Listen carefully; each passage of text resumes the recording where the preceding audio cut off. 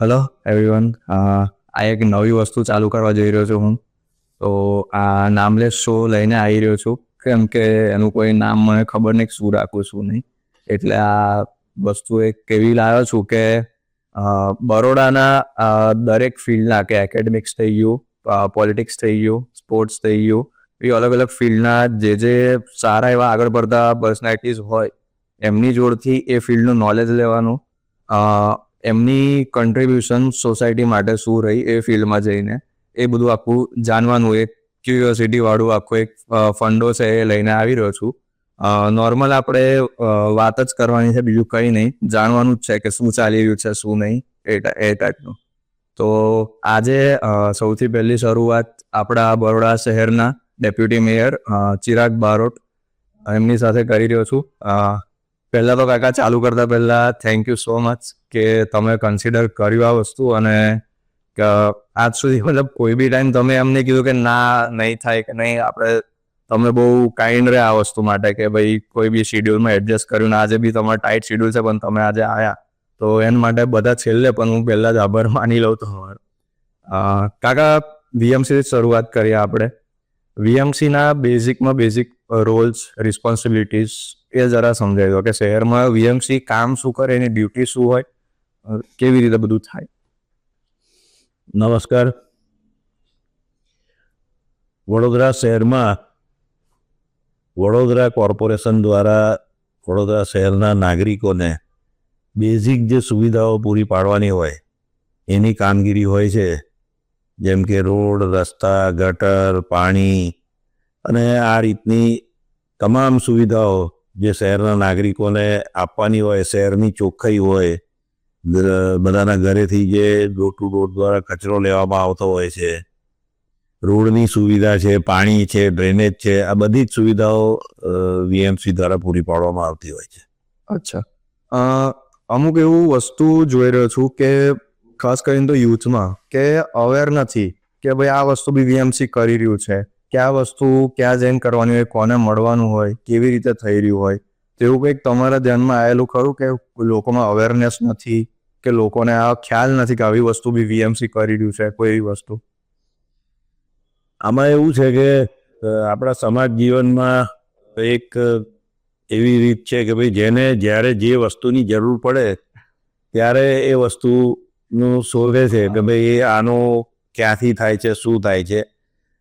કોઈને ઇન્ટરેસ્ટ હોય કે ભાઈ કોર્પોરેશન કેવી રીતે કરી રહી છે અથવા આ વિષયમાં કેવી રીતે શું થઈ રહ્યું છે, તો ચોક્કસ એને ખ્યાલ આવશે કે ભાઈ વડોદરા શહેરમાં કેવી રીતે કામગીરી થતી હોય છે. પરંતુ મેં કીધું એમ કે જ્યારે જે વસ્તુની જરૂર પડે ને એ વખતે એ શોધતો આવે કે ભાઈ આમાં મારે કેવી રીતે મારું ઘરનું નામનું ટ્રાન્સફર કરવાનું છે, તે જ્યારે એ ઘર લે ત્યારે જ એને આ વાતનો ખ્યાલ આવતો હોય છે. એ પહેલાં જરૂર પણ ના હોય, એટલે એ દિશામાં કોઈ આગળ વધતું બી નથી.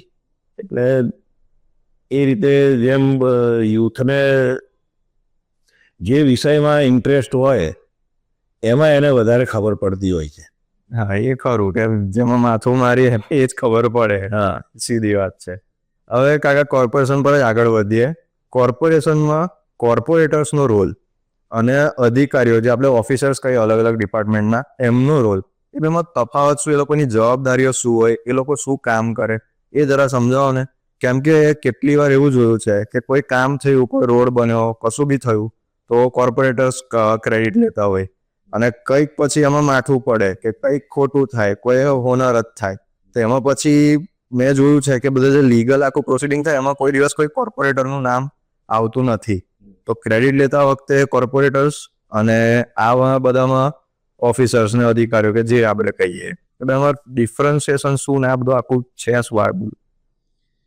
કોર્પોરેશનમાં વહીવટી પાંખ એટલે અધિકારીઓ અને ચૂંટાયેલી પાંખ એટલે કોર્પોરેટરો, મેયર, ડેપ્યુટી મેયર, ચેરમેન અને એમની સાથેના કાઉન્સિલર મિત્રો. ચૂંટાયેલી પાંખને જનતા ચૂંટીને લાવતી હોય છે, અને જનતાના પ્રશ્નો માટે, લોકોના પ્રશ્નોની વાચા આપવા માટે કોર્પોરેટરો કામ કરતા હોય છે. પોતપોતાના વિસ્તારમાં, જે વિસ્તારમાંથી કોર્પોરેટરો ચૂંટાયા હોય એ વિસ્તારમાં પોતાના નાગરિકોને કઈ સુવિધાની જરૂર છે, તો તો એની વાચા આપવા માટે કોર્પોરેટર હોય છે. કોર્પોરેટર વિસ્તારમાંથી જાણે કે ભાઈ અહીંયા મારા વિસ્તારમાં આ સોસાયટીથી આ સોસાયટી સુધી રસ્તો ખરાબ છે, કે ફલાણી જગ્યાએ ડ્રેનેજનો પ્રોબ્લેમ છે, કે આ સોસાયટીઓમાં પાણીનો પ્રોબ્લેમ છે. તો એમ અલગ અલગ અલગ પાસાઓ છે. તો એમાં કોર્પોરેટર પબ્લિક જોડે સંકલન કરી અને જે બી પ્રોબ્લેમ હોય એની સુવિધા કરાવવા માટે અધિકારીઓને એની સૂચના આપતા હોય છે, લેખિતમાં પણ મૌખિકમાં પણ. અને આવનારા દિવસોમાં મારા વોર્ડમાં આ સુવિધા કેવી રીતે હું ઉપલબ્ધ કરાવું એની કામગીરી કોર્પોરેટર કરતા હોય છે. એટલે સ્વાભાવિક છે કે જ્યારે એ કામગીરી થાય તો એનો જસ કોર્પોરેટર લે.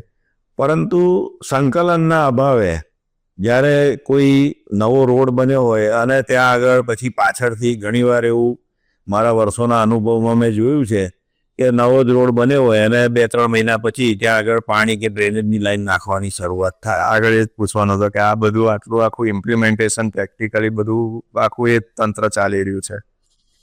એટલે એમાં ઘણી વખત દર વખતે એવું થાય છે એવું નથી, પણ ઘણી બધી જગ્યાએ એવું થયું છે કે ભાઈ એમાં ઘણા બધા પાસા છે. એમાં કોઈનો અધિકારીઓનો પણ વાંક નથી કે કાઉન્સિલરોનો પણ વાંક નથી, પણ જે પદ્ધતિમાં કામગીરી કરવાની હોય, હવે ધારો કે કોઈ પાણીની લાઈન નાખવાની છે તો એની પરમિશન માટે અલગ અલગ ખાતાઓમાંથી પરમિશન લેવી પડતી હોય છે. પરંતુ સંકલનનો અભાવ, મેં પહેલાં બી કીધું એમ કે સંકલન 2 ખાતા વચ્ચે ના હોય, મિસકોમ્યુનિકેશન, એટલે એના લીધે રોડવાળા રોડ બનાવી દે અને પછી પાણીવાળાને પાછળથી પરમિશન મળે એટલે એ પછી પાણીની લાઈન નાખવા જાય. આમાં સુધારો ચોક્કસ થઈ શકે છે અને એમાં અમે પ્રયત્ન પણ કરીએ છીએ, પરંતુ ઘણી બધી જગ્યાએ આવી ભૂલો થતી હોય છે. આવું કંઈક એવું અલગ જ એમ એ ના થઈ શકે કે ભાઈ જે કંઈ ડિપાર્ટમેન્ટમાં આ બધું પ્લાનિંગ હોય એનું અલગ જ ડિપાર્ટમેન્ટ કે આખો પ્રોજેક્ટ જ એક કોઓર્ડિનેશન કોઓપરેટિવ સેક્ટરનું જે આખું એ કરે છે એ ટાઈપનું કે કોઓપરેશન માટે જે આવું કશું કોઈ માણસની નિમણૂક થાય, કોઈ કમિટી બનાવાય, એવું કશું કંઈક એ દિશામાં વિચાર થયેલો છે કે એવું કંઈ કામ થયું છે કે આગળ કરી શકાય એવું? ના, એવું તો કોઈ અત્યાર સુધી એવી કોઈ કમિટી બનાવવામાં આવી નથી, પરંતુ કોર્પોરેશનમાં એટલા બધા ડિપાર્ટમેન્ટો છે કે કોઈ એક કમિટી આ બધાનું સંકલન કરી શકે નહીં. અચ્છા. પરંતુ જો કરવું હોય ને તો બધું જ થાય. એટલે ચૂંટાયેલી પાંખ અને વહીવટી પાંખ 2 સંકલન કરી અને કામ કરે તો ચોક્કસ મને લાગે છે કે અત્યારે જે તકલીફો છે એનાથી થોડી તકલીફો ઓછી થાય. કેમ કે બજેટમાં બી આટલું જોઈએ છે કે આટલું ફંડિંગ મોટું એવું મળી રહ્યું છે, બરાબર. આપણે સ્માર્ટ સિટી તો ઘણા 2015-16થી આખો શબ્દ આવ્યો એક સ્માર્ટ સિટી. ધીરે ધીરે પછી બધેથી એ શબ્દ અત્યારે સાંભળવા મળતો નથી, કેમ કે સ્વાભાવિક વાત છે કે સિટીમાં સ્માર્ટનેસ દેખાતી નથી. તો હવે એ આખું બધું જે મોટી વાતો અને પછી અત્યારે આમ ધીરે પછી કંઈક પ્રોબ્લેમ ઊભો થાય, કંઈક આવું થાય. એટલે પ્લાનિંગ તો બધું થઈ રહ્યું છે, પણ જ્યારે એક્ઝિક્યુશન કરવાનું આવે, ગ્રાઉન્ડ પર કામ કરવાનું આવે, ત્યારે એવું નહીં કે કોઈ બી પાર્ટી હોય, કોઈનું બી શાસન હોય, તો એ ટાઈમે પછી આખું બધી વસ્તુ બગડી જાય છે. એનું કંઈક રીઝન તમારા મનમાં કે દરેક એમ કોઈ બી જગ્યા હોય, એવું નહીં કે બરોડા બધી જ જગ્યાનું સ્ટોરી સેમ જ છે. તો એનું કંઈક રીઝન, બેઝિક રીઝન કે આ કારણોસર આવું બધું બનાવ થઈ રહ્યા છે. આમાં આપણા ગઈડિયાઓ એક કહેવત કીધી છે કે કામ કરે ને એની ભૂલ થાય. કામ તો થઈ જ રહ્યું છે. વડોદરા શહેરમાં ડેવલપમેન્ટ પણ થઈ રહ્યું છે, આખા ગુજરાતમાં થઈ રહ્યું છે ડેવલપમેન્ટ. તમે આજથી 10 વર્ષ કે 15 વર્ષ પહેલાંનું વડોદરા જોયું હશે અને આજનું વડોદરા તમે જુઓ તો ઘણું બધું ડેવલપમેન્ટ થયું છે અને ડેવલપમેન્ટની સાથે ઘણી ભૂલો પણ થઈ છે. તો એ ભૂલમાંથી શીખી અને આગળ વધવું એ જ સમયની માંગ છે. એટલે ભૂલો થઈ છે બરાબર છે, પણ એની સાથે કામગીરી પણ ઘણી સારી કામગીરીઓ થઈ છે, તો એને પણ બિરદાવવી જોઈએ ને એ બાજુ પણ જોવું જોઈએ કે ભાઈ વડોદરા શહેરમાં આજથી 10 વર્ષ પહેલાં કેટલા ફ્લાયઓવર હતા, અથવા 10 વર્ષ પહેલાં કેટલા 18 મીટર ને 24 મીટરના રોડ હતા, કેટલું પાણીનું નેટવર્ક હતું, કેટલું ડ્રેનેજનું નેટવર્ક હતું. આ બધી જ સુવિધાઓ ધીરે ધીરે વધી રહી છે અને એમાં આગામી દિવસોમાં પણ વધારો થશે. ડ્રેનેજનું તમે બોલ્યા એનું મેં જોયું, આપણે એકાઉન્ટ સેક્શનમાં જ આખું એ વેબસાઇટ પર ઇન્ફોર્મેશન મળે છે. તો 52 થી 54 કરોડ રૂપિયાનો ખર્ચ આખો ડ્રેનેજ માટે થયો, કદાચ લાસ્ટ યર ડ્રાફ્ટ બજેટમાં હતું એ. તો પણ રિઝલ્ટ આ વખતે આપણે જોયું કે આખું પૂરની સ્થિતિ સર્જાઈના આ અંતે એ ફરી પાછી એ જ વાત આવી કે આખું પ્લાનિંગ થઈ ગયું, આટલું મોટું ફંડિંગ, અને બધી અલગ અલગ, કોઈ શહેરનો કોઈ એવો એક વિસ્તાર નહોતો બાકી કે જ્યાં ગટર લાઇનનું નવીનીકરણ કે પછી નવી જ આખી ગટર લાઇન ઊભી કરવાની. એ બજેટવાળા આખા સેક્શનમાં મેં જોયું હતું. પણ એ છતાં પણ આખી પૂરની સ્થિતિ ઊભી થઈ, અને દર 4 વર્ષે આવું થતું જ હોય છે. કુદરતની સામે કોઈનું ચાલે નહીં. તમારી ગમે એટલી મોટી સિસ્ટમ હોય, પરંતુ જ્યારે કુદરત એની રીતે વર્તતી હોય ને, તો એમાં તમારી બધી સિસ્ટમ ફેલ થતી હોય છે. એક નાનો દાખલો એવો આપું કે આપણા ઘરમાં જ નાની ચોકડી હોય, એની અંદર તમે 4-5 ડોલ પાણી નાખો તો એ તરત જતું રહે. પણ 200 લીટરનું ડ્રમ એક આમતું તમે આડું પાડ દો તો શું થાય? એ ઓવરફ્લો જ થાય. એમ ગયા વર્ષે કે હમણાં જે થોડા ટાઈમ પહેલાં પૂર આવ્યું, એ કુદરતનો માર હતો આપણા ઉપર. સિસ્ટમ ફેલ છે એવું ના કહેવાય, કારણ કે એટલો બધો વરસાદ ચારે બાજુ પડેલો.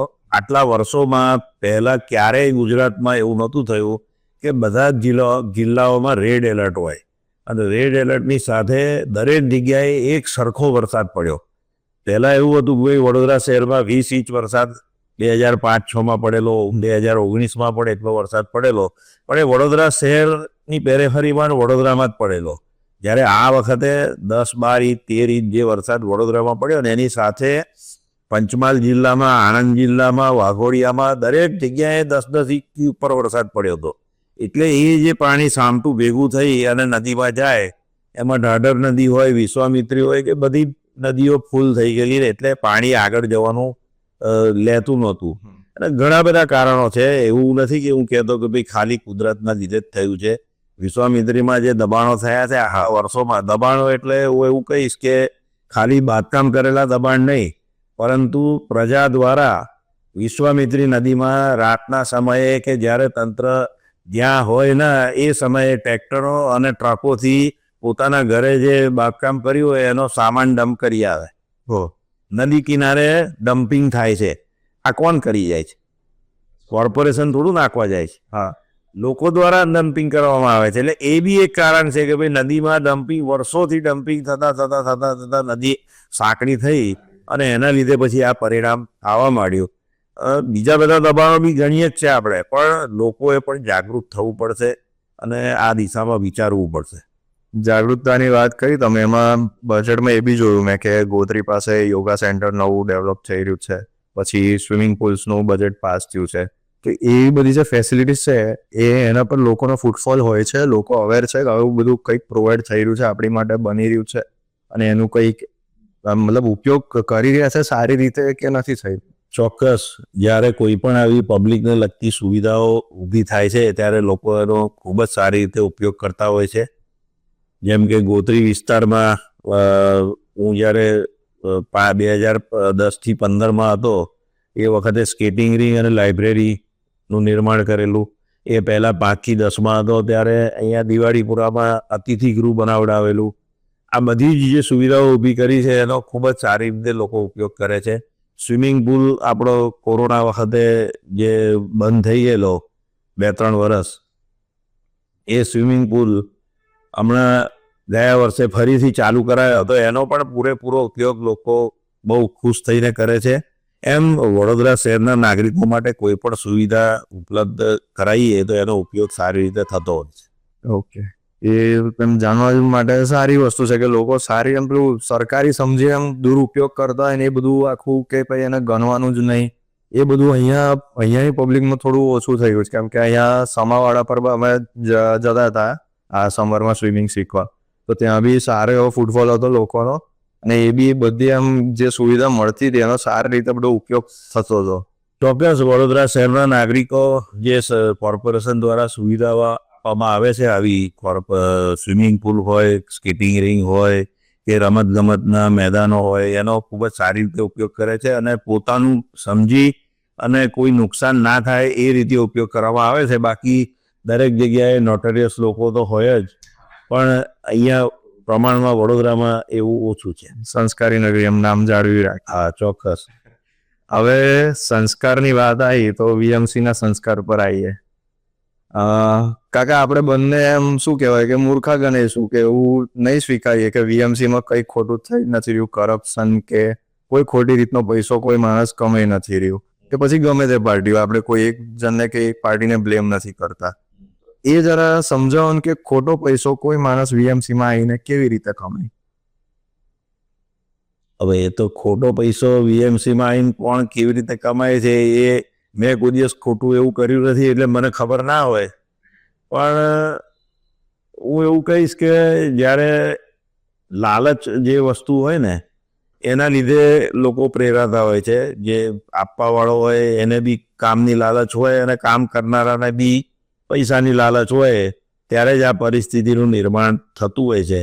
એમાં ઘણીવાર તંત્રના જે નિયમો હોય એ થોડા આકરા હોય ને એને લોકો એક્સેપ્ટ ના કરે અને પોતાનું કામ સહેલાઈથી કરાવવા માટે કોઈને ઓફર કરે અને સામેવાળો સ્વીકારે, ત્યારે જ આ રીતનું બધું થતું હોય છે. બાકી બીજું તો કોઈ એવું મારા ધ્યાનમાં નથી કે હું કોઈને કહી શકું કે આવી રીતે પૈસા કમાય છે.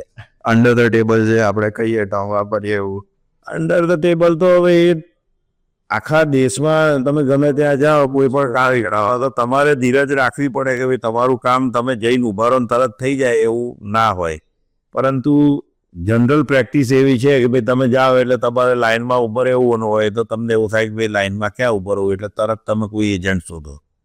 એજન્ટને પકડો એટલે એ એક ભ્રષ્ટાચારનો પર્યાય જ છે એજન્ટ. હા, એ તમે એને પૈસા આપો વધારાના કે ભાઈ મારે 100 રૂપિયા ફી ભરવાની છે, હું તને 200 રૂપિયા આપું છું, 100 રૂપિયા ઉપર, પણ તું મારું આ કામ પતાય યાર. તો એ જે ઓફર આપણા તરફથી થતી હોય છે ને એના લીધે જ આ બધું આગળ વધતું હોય. એ એક મોડ થયો. બીજો મોડ કે કોન્ટ્રાક્ટ અમુક આવો બધા આપતા જ હોય છે, દરેક કામનો દરેક કોન્ટ્રાક્ટ અપાતો હોય, એમાં પણ કટકી વચ્ચે હોય છે, કમિશનનું બધું આખું વહીવટ જ આખો હોય કે તને કોન્ટ્રાક્ટ અપાઈ દઈશ, મારા આટલા ટકા ગણી લેવાના. એ બધું કંઈક એવું બધું જો થતું હોય તો મારા ધ્યાનમાં નથી, પરંતુ મેં પહેલાં કીધું એમ કે દરેક જગ્યાએ આ વસ્તુની પ્રેક્ટિસ છે જ. તમે રાજ્ય સરકારમાં જાઓ કે કોઈ પણ જગ્યાએ જાઓ, હરેક જગ્યાએ તો આમાં શું છે કે લોકોએ સમજવાની જરૂર છે કે પોતાનું કામ કરાવવા માટે તમે વધારાના પૈસા ઓફર કરો તો એમાં તમે પણ એટલા જ જવાબદાર છો કે જેટલો સામેવાળો લેવાવાળો જવાબદાર છે. તો એ રીતે કામગીરી કરવી જોઈએ બધાએ ભેગા થઈને કે ભાઈ આ વસ્તુ થઈ ના શકે. ઓકે.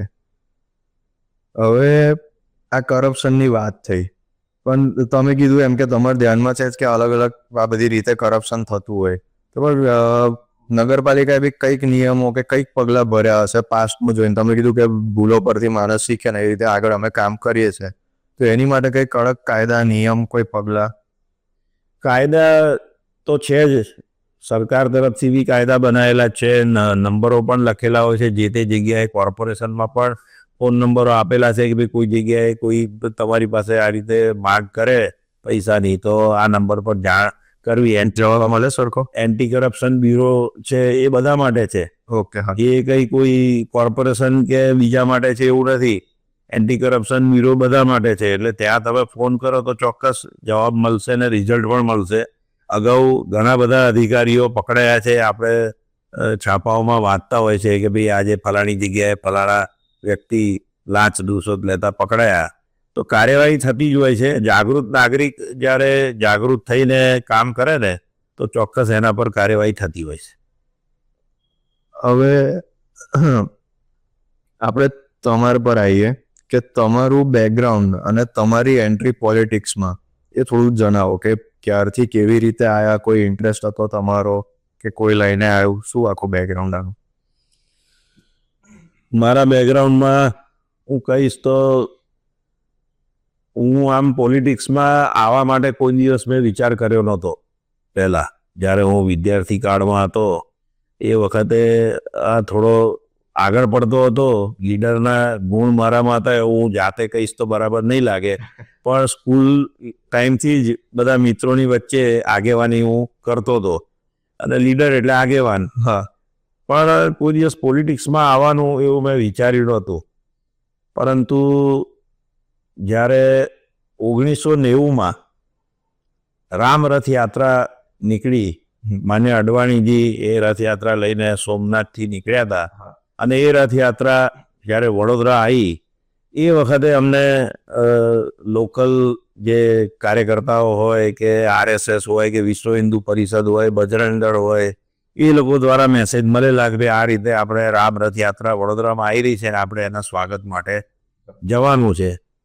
બસ એ વખતે 1990ના હું એ રામ રથયાત્રામાં અહીંયા સ્વાગત માટે સ્ટેશન ગયેલો, અને ત્યારથી જ થોડો ઇન્વોલ્વ થવા માંડેલો.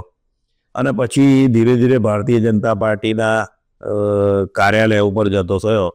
આમ તો મારો સ્વભાવ પહેલાં થોડો શરમાળને એવો હતો, એટલે જલ્દી કોઈનામાં મિક્સ નહોતો થતો, પરંતુ મારા પિતાશ્રીએ મને મોકલ્યો હતો કે ભાઈ તું જા ભાજપના કાર્યાલય પર અને બેસ, બધાને મળ.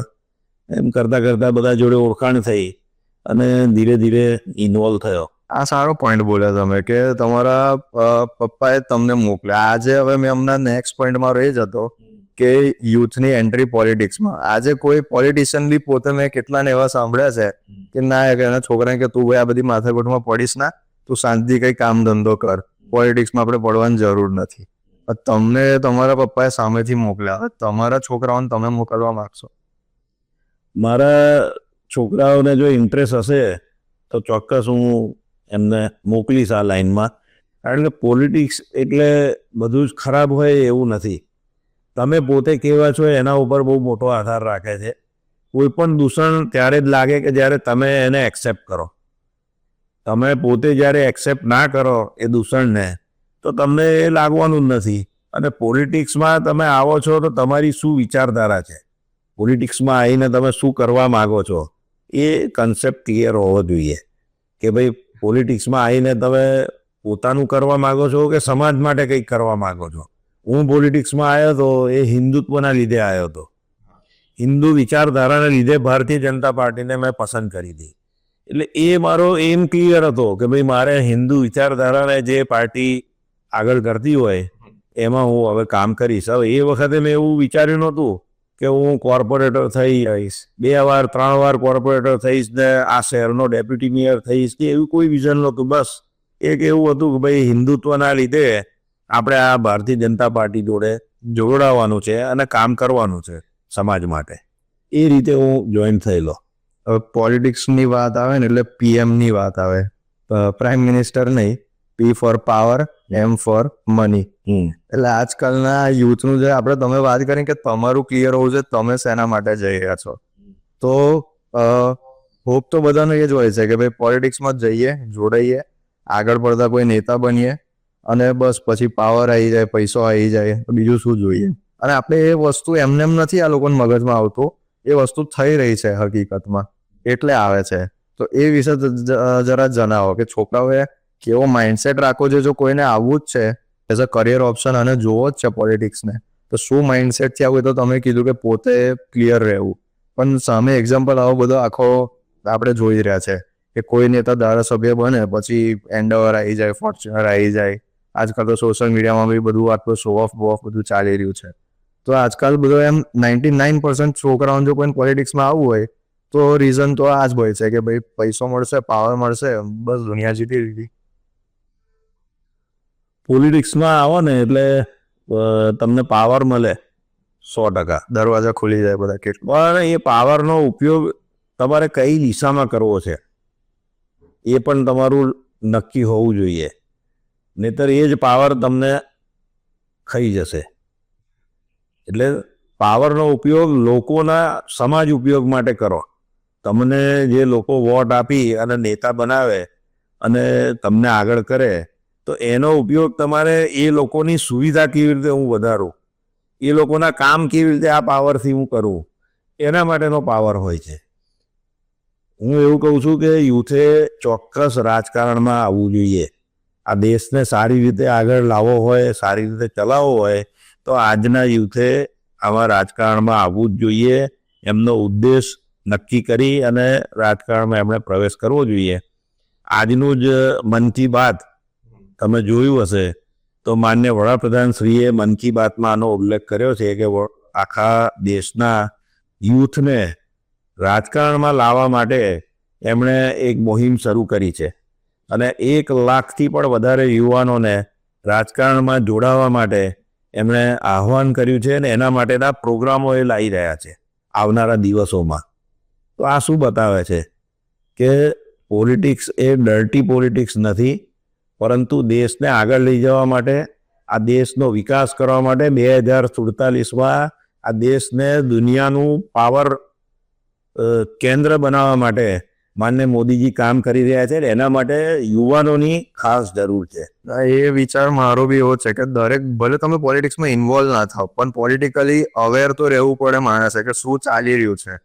ચોક્કસ આ પોઈન્ટ બહુ સરસ કીધો કે આજકાલના યુવાનોને છે ને મોબાઈલમાંથી ફુરસદ નથી અને પેપર વાંચવાનું બી જાણે ઓછું થઈ ગયું હોય ને એ રીતનું છે. મને બહુ અનુભવ છે કે છોકરાઓને કંઈ બી તમે આજકાલના પોલિટિક્સ વિશે પૂછો તો એટલું નોલેજ હોતું નથી ને, અહીં જીતી ગયા, પેલું જીતી ગયા, બસ પત્યું. કોઈનું કંઈ નામ પૂછીએ ને તો બી ખબર ના હોય કે આજકાલ શું ચાલી રહ્યું છે દેશમાં એ પણ ખબર ના હોય. બધા એવા છે એવું નથી, પણ ઘણા બધા મોટા ભાગના છોકરાઓ છે ને અત્યારે મોબાઈલમય થઈ ગયા છે. હું તો કહું ભલે મોબાઈલમાં હોય પણ મોબાઈલમાં બધી જ માહિતી હોય છે. તો આ એક એમને દિવસમાં નક્કી કરવું જોઈએ કે ભાઈ આખા દિવસમાં 1 કલાક હું જે ગેમ રમું છું ને ગેમમાંથી પછી બીજું ફેસબુક યુઝ કરું છું કે વોટ્સએપ પર ચેટ કરું છું, તો એની સાથે સાથે આખા દિવસમાં 1 કલાક હું આપણા દેશના ન્યૂઝ પણ જોઈશ. આવું જો નક્કી કરે ને તો એને અવેરવાસ રુચિ થશે. અવેરનેસ હોય કે ખબર તો પડે શું, પછી આ તો બેસીને બસ એવું કે આ તો બધા ચોરો જ છે, આ છે તે, પણ પોતે રસ લીધો ને પોતે પછી કંઈક અવેર રહીને એ રીતે એ દિશામાં માની વોટિંગ જ એવું કરે કે લોકોના મનમાં બીજામાં એ ઓપિનિયન ઊભો કર્યો હોય તો કંઈક પછી આગળ સારી દિશામાં જવાય. એ વાત તો ચોક્કસની છે. હવે તમારું પર્સનલ ગોલ કઈ કે મારું એમ્બિશન શું પોલિટિકલી? તમે એમ તો કીધું કે પોલિટિકલી મારું એમ્બિશન પહેલેથી કંઈ રાખ્યું નથી, લોકો માટે કામ કરું, સમાજ માટે કામ કરું, એ જ તમે વિચારધારા, હિન્દુત્વની વિચારધારા લઈને આગળ વધવું. પણ તો બી અત્યારે કંઈક તો મગજમાં હોય જ કે હજુ કંઈક આગળ મારી વૃદ્ધિ થાય અને વધારે લોકો માટે કંઈક કરી શકું. તો કંઈક પોલિટિકલ એમ તમારો અને બીજો પર્સનલ એમ કે ભાઈ લાઈફમાં આ વસ્તુ એક કરવી છે પર્સનલી, 2 એમ તમારા? કોઈ પણ માણસના જીવનમાં જો એનો એમ ના હોય ને તો એ આગળ વધી ના શકે. રાજકારણમાં પણ, પોલિટિક્સમાં પણ, ધારો કે તમે પોલિટિક્સ જોઈન કર્યું તો તમે ખાલી એવું વિચારો કે ના હું તો બસ મારા એરિયાના લોકોની સુવિધા કરીશ કે સેવા કરીશ ને એનાથી હું બસ આટલાથી સંતુષ્ટ છું, તો તમે છે ને લાંબુ ટકી નહીં શકો એ ફિલ્ડમાં. તમને પોતાને અંદરથી એવું હોવું જોઈએ કે હું આજે અહીંયા કાર્યકર્તા તરીકે જોડાયો છું તો આવતીકાલે હું વોર્ડનો પ્રમુખ બનું, એના પછી હું કોર્પોરેટર બનું, ત્યાર પછી હું કંઈક આગળ જે પદવી મળે લઈ અને જેમ મહેનત કરીશ એ પ્રમાણે મને મળશે. એ રીતની ઈચ્છા રાખશો ને તો તમે કામ પણ કરી શકશો. તમે એ રીતની ઈચ્છા રાખો, આગળ વધવાની ઈચ્છા રાખો તો એની જોડે શું કરવું પડે? મહેનત કરવી પડે. તો મહેનત તમારે સમાજ સેવામાં કરવાની તો ઓટોમેટિક તમારાથી કામો થશે અને આગળ વધવાનો તમને સ્કોપ પણ મળશે. તો મારું ટાર્ગેટ એ છે કે ભાઈ હું હજુ વધુ ને વધુ મારા વિસ્તાર માટે, વડોદરા શહેર માટે કંઈક ને કંઈક સારું કરું અને જે આગળ નક્કી થશે એ પ્રમાણે પાર્ટીમાં આગળ વધીશું. તમે કીધું સમાજ સેવા, લોકો માટેનું કામ ને બધું જરૂરી છે. પોલિટિક્સમાં લોકોનો સપોર્ટ નહીં હોય તો કશું નહીં થાય, પણ કુશળતા, ચપળતા જે આપણે કહીએ કે ભાઈ માઇન્ડ એવું હોવું જોઈએ કે ટકી રહેવાય આ જમીન પર, એના વિશે કંઈક કહો કે માણસને કેવું રહેવું પડે, કેવું બનીને રહેવું પડે. કેમ કે તમે કીધું એમ બધા લોકો ખરાબ નથી હોતા, પણ તો ખરાબ લોકો વચ્ચે રહેવું તો પડે જ છે આપણને. કેવી રીતે સર્વાઈવ કરાય કે કેવી રીતે આગળ વધાય એમ નથી? જો આપણને સ્કૂલમાં આપણા ટીચરોએ બી ઘણી વખત શીખવાડ્યું છે કે કોઈની લીટી ટૂંકી નહીં કરવાની, આપણી લીટી લાંબી કરવાની. બસ આ એક જ સિદ્ધાંત. પોલિટિક્સમાં તમારે આગળ વધવું હોય તો કોઈની લીટી ટૂંકી નહીં કરવાની, તમારી લીટી લાંબી કરવાની, કામ કરે જવાનું, કોઈની નિંદા કર્યા વગર, તો ચોક્કસ તમને સફળતા મળશે. હું આટલા વર્ષોથી છું પોલિટિક્સમાં, પણ તમારે બેલેન્સ કરવું પડે. હા. દરેક વ્યક્તિ જોડે સંબંધો તમારે બેલેન્સ કરવા પડે કે ભાઈ આને આ નથી ગમતો, પેલાને પેલો નથી ગમતો.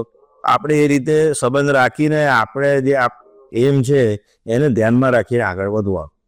બધા સાથે કોર્ડિયલ રહેવાનું. ટૂંકમાં માણસ ના ગમતું હોય તો એ જઈને ભેટી જવાનું કે કેમ છો, મજામાં, આમ તેમ. એ સર્વાઈવલની એક બરાબર છે. પર્સનલ એમ કાકા, આ તો પ્રોફેશનલ એમ તમે કીધું કે આગળ જે જોઈશું આ પદ પર અત્યારે કામ કરીશું. પર્સનલ લાઈફમાં કંઈક એમ હશે કે પર્સનલ લાઈફમાં મારે આ રીતનું કંઈક કરવું છે? એવું કંઈ છે નહીં. પર્સનલ લાઈફમાં કોઈ એવો બીજો એમ છે નહીં. આ જે મારું હું કામ કરી રહ્યો છું એનાથી મને સંતોષ છે અને એમાં જ આગળ વધવાનું. એ જ મારું પર્સનલ અને જાહેર એમ એક છે. કામ જ છે.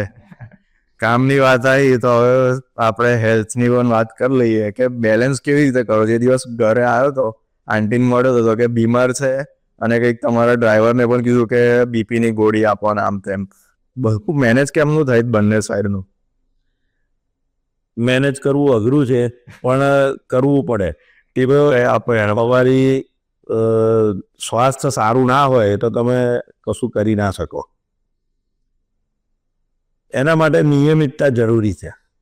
કોઈ પણ કામમાં ટાઈમ મેનેજમેન્ટ કરવાનું અને એના ઉપર તમારે નિયમિત પાલન કરવાનું. ડિસિપ્લિન કે ભાઈ સવારે આટલા વાગે ઉઠી જવાનું, આટલાથી આટલા વાગ્યા સુધીમાં તમારું નિત્યક્રમ પતાવી અને આટલા વાગે બહાર નીકળી જવાનું. અને કસરત કરવાની સવારે હોય કે કોઈને મળવાનું હોય. પોલિટિક્સમાં લોકો સાથે સંપર્ક એ બહુ મોટું કામ છે. હા. એટલે લોકોને મળવાનો એક સમય હોય એ પણ તમારે નિયમિતતા જાળવવી પડે અને હેલ્થ માટે કોન્શિયસ તો રહેવું જ પડે, નહીંતર તમે કામ ના કરી શકો. જો તમે અમારા ભારતીય જનતા પાર્ટીમાં અમારા કેમ્પ થતા હોય છે એમાં પણ આ આવતું હોય છે કે ભાઈ તમારે હેલ્થ કેવી રીતે સારી રાખવી. અને એ જે શૈક્ષણિક કાર્યક્રમો અમારા થતા હોય છે એમાં પણ અમને આ બધી ટિપ્સો આપવામાં આવે. એ કાર્યક્રમ વિશે કંઈ જણાવો ને. બધા એવા શૈક્ષણિક કાર્યક્રમ એટલે તમને લોકોને આખું કંઈક સમજાવે, તાલીમ મળતી હોય કે આ રીતનું કે આખું સાહેબ જાઓ. ધારો કે કોર્પોરેટરોનું ઇલેક્શન થયું નવું અને જે નવા ચૂંટાઈને આવ્યા પછી એ લોકોની આખી એક શિબિર યોજાય. અચ્છા. 2 દિવસની, વડોદરાથી 12 એમ દરેક સિટીના. અને ત્યાં આગળ અમને જે કોર્પોરેટરો ચૂંટાઈને આવ્યા હોય એમને શીખવાડવામાં આવે કે ભાઈ તમારે હવે તમે કોર્પોરેટર છો અને તમારે કેવી રીતે હવે આગામી દિવસોમાં કામગીરી કરવાની છે, કોર્પોરેશનમાં કેવી રીતે કામો લેવાના છે, પબ્લિક જોડે કેવી રીતે ડીલિંગ કરવાનું છે, ભારતીય જનતા પાર્ટીની મૂળ વિચારધારા શું છે એના ઉપર ખાસ ભાર આપવામાં આવે કે ભાઈ તમે કાઉન્સિલર છો તો આપણી ભારતીય જનતા પાર્ટીની જે વિચારધારા છે એને પકડીને ચાલવાનું છે આપણે. અને એ રીતે બધી જ ભાષામાં અમને સમજાવવામાં આવતું હોય છે. એટલે આખું એમ શું કહેવાય કે ગાર્નિશિંગ થઈ જાય કે ભાઈ માણસ હવે એકવાર આવી તો ગયો પણ હવે અહીંયા કેવી રીતે કામ કરવાનું એ પણ પાર્ટી આખું તમને શીખવાડતી હોય છે, સમજાવતી હોય છે. એ એક સારો પોઈન્ટ છે. બીજી કોઈ પાર્ટીઝમાં આવું કંઈ ચાલતું એવું કશું તમને ધ્યાન ખરું કે આ તમારું એક યુનિક સેટઅપ આવું? ના, Bharatiya Janata party with difference કહે છે બધા, તો એ ડિફરન્સ આ જ છે કે કાર્યકર્તાનું ઘડતર. અને એ ઘડતર માટે થોડા સમયે આ રીતના કેમ્પ રાખી અને સમજાવવામાં આવતા હોય છે, શીખવાડવામાં આવતું હોય છે. અને એના લીધે જ ભારતીય જનતા પાર્ટી અત્યારે આટલી સ્ટ્રોંગ થઈને આગળ આવી છે. સારું કહેવાય. આ પોઈન્ટ એમ અવેર નહોતો હું કે આવું ખબર નથી કે આવું કંઈક પણ ચાલી રહ્યું છે. મને RSSનું ધ્યાન હતું કે એનું શિબિરો ને એમાં આખું થતું. ભારતીય જનતા પાર્ટી એ RSS એની રીતે જ છે એટલે એમાં એમનો હાથ હોય ને એમની જે ઘડતરની પ્રક્રિયા છે એ જ અમારામાં છે. બરાબર છે. બસ કાકા, આજે હવે તો આ શેડ્યુલ ટાઈટ છે તો આજ માટે આટલું જ. પહેલા પણ કીધું કે થેન્ક યુ સો મચ. આટલા ટાઈટ શેડ્યુલ મને સન્ડે છે આજે તો પણ તમારે છે પ્રોગ્રામ તો પણ આજે મને સામેથી તમે બોલાયા તો થેન્ક યુ સો મચ. જોઈએ આગળ આ બધી જર્ની કેવી રહેશે. પહેલા તમે એ કર્યું શરૂઆત તમારી થઈ છે તો ઓબ્વિયસ છે કે સારું જ રહેશે. હવે છેલ્લું એક વસ્તુ કે આનું નામ લેસ શો રાખ્યું, મને કઈ નામ ધ્યાનમાં નથી. એક કઈ નામ તમે સજેસ્ટ કરી શકો, યુનિક કશું? સૌથી પહેલા તો તને આ કાર્યક્રમ જે શરૂ કરવાનું પ્રેરણા મળી અને મારાથી તે શરૂઆત કરી એ બદલ હું તારો આભાર માનું છું. અને આવનારા ભવિષ્યમાં તારો આ કાર્યક્રમ ખૂબ જ સફળ થાય અને ખૂબ સારી તને ચાહના મળે લોકોમાં, એવી શુભેચ્છાઓ આપું છું. Thank you so much. અને કાર્યક્રમનું નામ તો હવે અત્યારે અચાનક તે મને પંપ્યું છે. એ તો યુનિક. મારું એક પેલું રાખવું કે મારા માટેનું કંઈક વસ્તુ એવી કે અલગ બધા કરતા, તો આ બધા જોડથી આ નામ પૂછવાનો છું કે મેં તો નથી રાખ્યું, તમે મને નામ રાખી આપો. અત્યારે એકદમ તે પૂછ્યું, મારા મગજમાં એવું આવ્યું છે કે જનચેતના કાર્યક્રમ. જનચેતના, કોન્શિયસનેસ આખી ઊભી થાય, અવેરનેસ લોકોમાં કે આના થ્રુ જે ઇન્ફોર્મેશન મળતી હોય.